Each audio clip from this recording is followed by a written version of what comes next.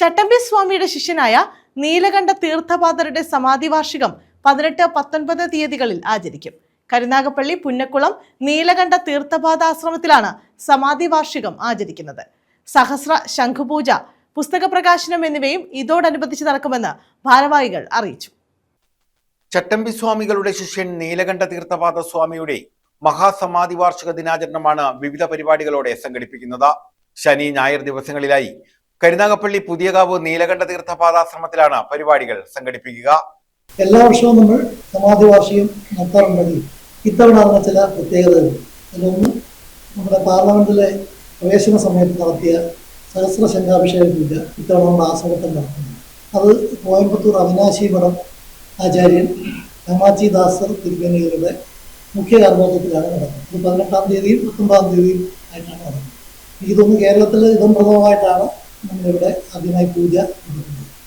ഇത് കൂടാതെ ബ്രഹ്മാഞ്ജലി എന്ന പുസ്തകം നീലകണ്ഠ സ്വാമികളും അദ്ദേഹത്തിന്റെ ശിഷ്യരും ചേർന്ന് രചിച്ച ബ്രഹ്മാഞ്ജലി എന്ന പുസ്തകം പ്രകാശനം ചെയ്യുന്നു.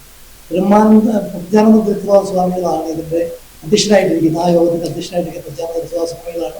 ഹരിപ്പാട് കാർത്തിക ആശ്രമത്തിന്റെ മഠാധിപതി ബ്രഹ്മാനന്ദ തീർത്ഥപാദർ ഈ യോഗം ഉദ്ഘാടനം ചെയ്യും.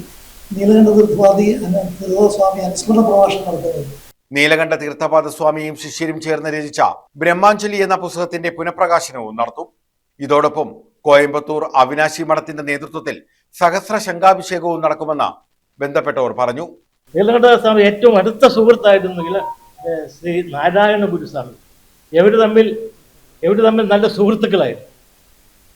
അങ്ങനെ പലപ്പോഴും ആശ്രമത്തിൽ വരികയും ഈ സ്വാമിജിയായിട്ട് പല സംഭാഷണങ്ങൾ ഏർപ്പെടുകയും നാരായണ ഗുരുസ്വാമി ചെയ്തു.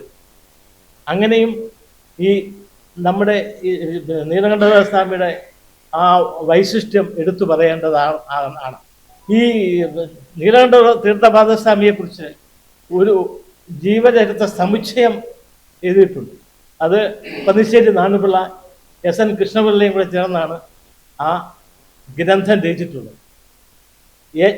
ഈ ജീവചരിത്ര ഗ്രന്ഥങ്ങളിൽ ഏറ്റവും പ്രധാനപ്പെട്ട ഒരു ഗ്രന്ഥമാണ് ഈ നീലകണ്ഠ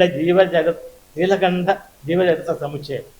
ഞായറാഴ്ച ഉച്ചകഴിഞ്ഞ് 2-ന് നടക്കുന്ന മഹാസമാധി അനുസ്മരണ സമ്മേളനം ഹരിപ്പാട് കാർത്തികേയാശ്രമ മഠാധിപതി ഭൂമാനന്ദ തീർത്ഥപാദർ ഉദ്ഘാടനം ചെയ്യും. സ്വാമിനി ജ്ഞാനാഭനുഷ്ഠാനന്ദഗിരി അനുസ്മരണ പ്രഭാഷണം നടത്തും.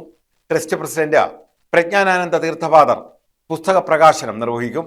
കോയമ്പത്തൂർ അവിനാശി മഠം ആചാര്യൻ കാമാച്ചിദാസൻ പുസ്തകം ഏറ്റുവാങ്ങും. Trust secretary professor R. Arunkumar, advocate S. Somanpillai, M. അപ്പുക്കുട്ടൻപിള്ള, CR. Harikrishnan, K. Venu എന്നിവരാണ് ഇക്കാര്യം അറിയിച്ചത്. News bureau, Karunagappally.